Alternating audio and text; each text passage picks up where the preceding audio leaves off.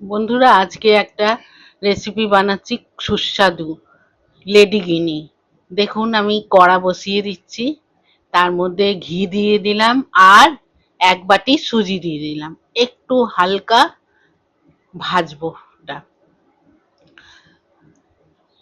ওটা হালকা ভেজে এবার এক বাটি সুজি দিয়েছি, তো এর মধ্যে আমি 2 বাটি দুধ দেবো।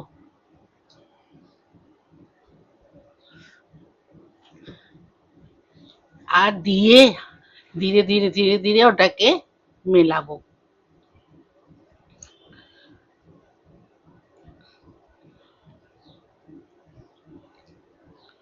এই দেখুন, এটা ধীরে ধীরে মেলাবো আর কিছুটা খোয়াও এর মধ্যে দিয়ে দিলাম। এবার এটাকে মেলাতে মেলাতে একদম এই দেখুন একটা ডোয়ের আকার হয়ে যাবে। এই যে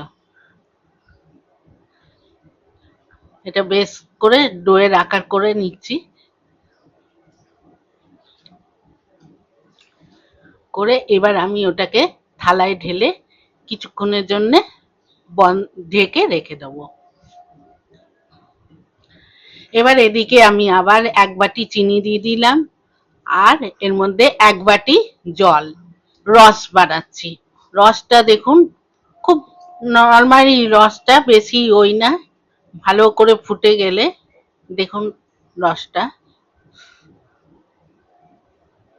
আর এর মধ্যে একটা আমি এলাচ গুঁড়ো দিয়ে দিলাম থেতো করে। রসটা দেখুন, এদিকে এটা আমি ঢেকে রেখেছিলাম, তো এর মধ্যে আমি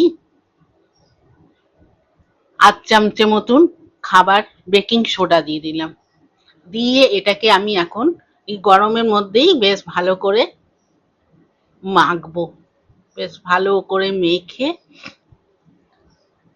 এই দেখুন বেশি না, রসটা একটু গাঢ় গাঢ় হয়ে গেল আর এই যে ব্যাস রসটাকে আমি ঢেকে রেখে দিলাম। এবার এই ডোটাকে খুব ভালো করে মসৃণ করে মাখতে হবে। মেখে নিয়েছি, এইবার আমি লেচি করে নিচ্ছি। করে এই যে দেখুন, এর মধ্যে এলাচ দানা দিয়ে দিলাম, দিয়ে এবার আমি গোল আকারে বানিয়ে নিচ্ছি। যেমনি আপনাদের ইচ্ছের গোল করতে পারেন, লম্বা করতে পারেন, চ্যাপ্টা করতে পারেন, যেমনি যেমনি যেমনি। আর এমন সুন্দর হবে না এটা, মুখে একদম মিলিয়ে যাবে, নরম তুলতুলে। একবার এরকম বানিয়ে দেখুন, খুব ভালো লাগবে। যে বাইরে তো পাওয়াই যায় লেডিকেনি, বাড়িতে এটা নিজেদের ঘরে বানিয়ে খেতে যতটা মজা লাগে ততটা খুব ভাল লাগবে।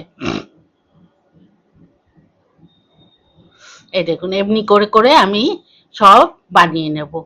বানিয়ে নিয়েছি, এবার আমি ঘি ফরচুন দিয়ে দিলাম, দিয়ে গরম করতে দিয়েছি কড়াতে।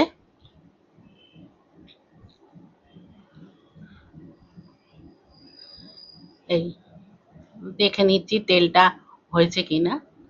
তো তেলটা গরম হয়ে গেছে, মিডিয়াম ফ্লেমে এটাকে বানাতে হবে। এই এই দেখুন, আমি এবার দিয়ে দিচ্ছি।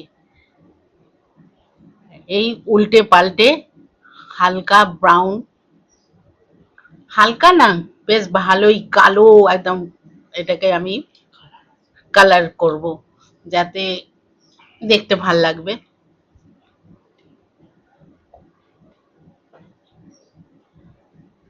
তো এরকম করে করে আমি দেখুন ভাজবো। এই এই যে কালার এসে গেছে, এইবার আমি এটাকে উঠিয়ে নিচ্ছি। দেখুন কালারটা কি সুন্দর লাগছে না? তো এমনি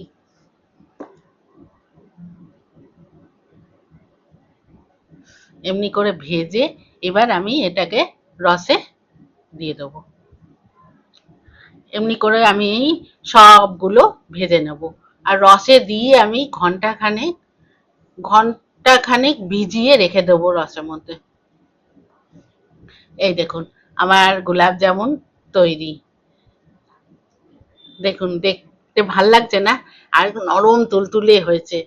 ভালো লাগলে আপনারা লাইক করবেন, শেয়ার করবেন, কমেন্ট করবেন, বলবেন কেমনি হয়েছে।